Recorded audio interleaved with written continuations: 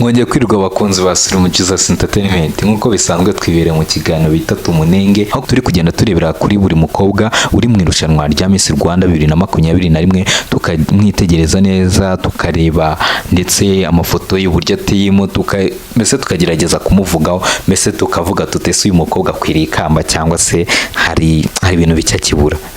Gusa nyine ngiye muri aka kangewe amahitamo yananiye, kuko abakobwa bose bari kuza n'ibizungereza, abakobwa ndi kubona n'ibizungereza ngewe, ahubwo umutima wanjye ndabona benda kuwujyana wallahi. Umva guys, no mukobwa mundebere, no mukobwa bamwita uyu mukobwa bamwita mundebere, no mukobwa bamwita uwa Nkusi Linda, umukobwa uhagarariye intara y'Iburasirazuba.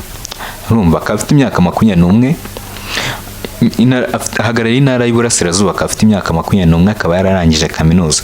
Nubwo bitangaje kugira ngo umuntu arangize kaminuza afite imyaka 21 kenshi, ariko niba abana babarize neza urabibona ko nyine afite agatoto ke kutudrede twe, urabona ukuntu akeye, agasura keza, agatayi keza, reba agasayizi rebe. Hangana na Miss Naomi na hano ntago yakoramo rwose, Naomi yakoramo kuri uyu mubebe, kuko ndabona uyu mubebe fresher zimwikubiso rimwe kabiri gatatu yahita twika kabisa, yahita twika. Guys, reba no mukobwa y'Iburasirazuba rero uzwi nka Nkusi Linda, ku myaka 21 y'amavuko. Ndagira ngo namwe mumurebe nkuko nabibabwiye, navuze ni ngenza yanzana buri mukobwa, namwe mwirebere, murebe uburyo ateyemo, murebe ubwiza bwe. Urabona ko nagakobwa keza kitonze, reba ariko karebe agakobwa karitonze, reba ukuntu kisekera, karishimye, nagakobwa k'umutima mwiza. Mbese ni kwa kundi, ni wa mukobwa nyine ubona kugira ngo arakare ko biragoye, wa mugani wagira ngo avukana na DJ Ira, niwe bavuze ko atajya apfa kurakara. Kana agakobwa keza rwose. Guys mwahita tukagatora koko, mureke tujye ku gihe tugatore, dore nubwo nazi nimero ze, kwa kundi bavuga ngo nimero z'abantu dutoraho, ariko mureke tumutore no mukobwa, no mwari rwose, no mwari uri kubahiga, ubahiga bose. Reba ukuntu kiyambariye, nta no kubigira intambara we, agafoto n'aka telefone, nta bya Snapchat nta kireka reka. Ifoto yifotoje ni ya telefone, arangije arohereza muri Miss Rwanda ugati mwakire. None na video nayo sinzi ubwo ngubwo wasanga nayo yarayifatishe telefone.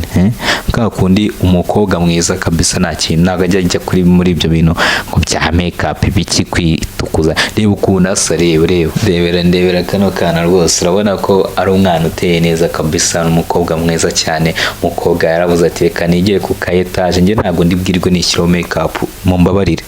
Ubwiza bwanjye ndabwizeye, nyikubitira agafoto niyo telefone yanjye yagatoroshi nohereze muri Miss Rwanda. Tewe nibatanora nimuzanterekere, wa mugani wa Rock. Ugati ngewe ninajya muri nibatanora ngewe nimuzanterekere, ntabwo ndi bujye kwifotoza kuri kamera, telefone irahagije. Ubwiza bwanjye ndabwizeye, nta na Snapchat ntaki. Kandekera rwose, reka ndekera kuko iki kizungereza ndabona gishobora gutuma mvuga menshi rwose, reka ndekeraho. Anyway, kora subscribe kuri Sirimu Jesus Entertainment, ni byiza byinshi tugomba kubagezaho uko bwije nuko bukeye. Kora subscribe kandi mwibutsa ko utagomba gucikwa n'ibyiza byinshi duhora tubagezaho hafi ya buri munsi. Kora subscribe dukomeze tugendane 5 kuri 5.